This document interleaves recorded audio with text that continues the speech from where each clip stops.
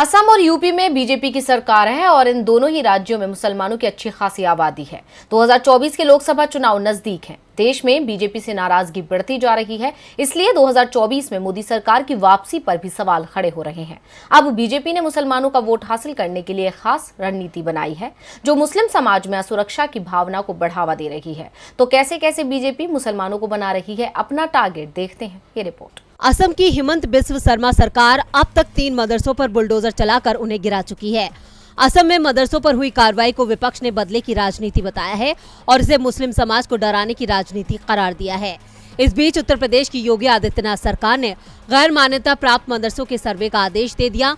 UP सरकार के इस आदेश पर विवाद खड़ा हो गया है।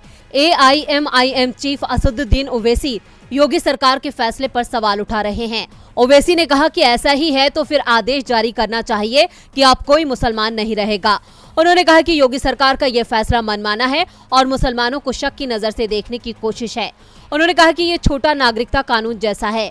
ओवैसी ने कहा कि सरकार जिन मदरसों को कोई मदद नहीं देती है, उनकी जांच कराने का हक उसके पास नहीं है। ओवैसी ने कहा, निजी मदरसों से सरकार का कोई लेना देना नहीं है। उनका सर्वे आखिर सरकार क्यों करा रही है?